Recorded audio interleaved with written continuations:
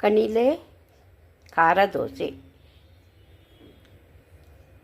ಏನೆಲ್ಲ ಹಾಕೋದಂತ ಹೇಳಿದರೆ ಅಕ್ಕಿ ಒಂದು ಅರ್ಧ ಗಂಟೆ ನೆನೆಸಿ ಬೆಳ್ತಿಗೆ ಅಕ್ಕಿ, ಆಮೇಲೆ ತೆಂಗಿನಕಾಯಿ, ಅರಿಶಿಣ ಪೌಡ್ರು, ಸ್ವಲ್ಪ ಬ್ಯಾಡಗಿ, ಸ್ವಲ್ಪ ಹುಣಸೆಹಣ್ಣು ಇಷ್ಟನ್ನು ಹಾಕಿ ಚೆನ್ನಾಗಿ ರುಬ್ಕೊಳ್ಳಿ ನಯವಾಗಿ.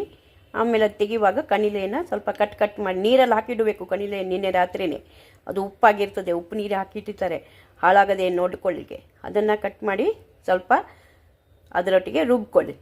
ಆಮೇಲೆ ನಾನು ಇಲ್ಲಿ ಅಕ್ಕಿಯನ್ನು ಸಪ್ರೇಟಾಗಿ ರುಬ್ಕೊಂಡಿದ್ದೀನಿ. ಇದೆರಡು ಮಿಕ್ಸ್ ಮಾಡಿಕೊಂಡು ಉಪ್ಪು ಬೇಕಾ ಅಂತ ನೋಡಿಕೊಂಡು ಆಮೇಲೆ ಉಪ್ಪು ಹಾಕಬೇಕು. ಬೇಕಾದರೆ ಮಾತ್ರ ಉಪ್ಪು ಹಾಕಬೇಕು, ಯಾಕಂದರೆ ಕಣಿಲೆಯಲ್ಲಿ ಉಪ್ಪಿರ್ತದೆ. ಕೀಲ ಸಣ್ಣ ಪಾಳೋ ಅಂತ ಕೊಂಕಣಿಯಲ್ಲಿ ಹೇಳ್ತೀವಿ. ಇದು ದೋಸೆ ಹೇಗೆ ಮಾಡೋದು ಅಂತೇಳಿ ಆಮೇಲೆ ಹೇಳ್ಕೊಡ್ತೀನಿ.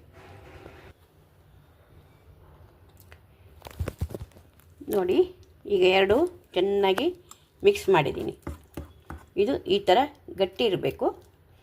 ಆಮೇಲೆ ಖಾರ ದೋಸೆ ಕಾವಲಿಯಲ್ಲಿ ಹಾಕಿಬಿಟ್ಟು ತೆಗಿಬೇಕು. ಉಪ್ಪು ನೋಡ್ತಾ ಇದ್ದೀನಿ.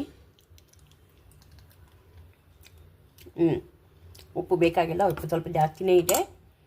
ಓಕೆ.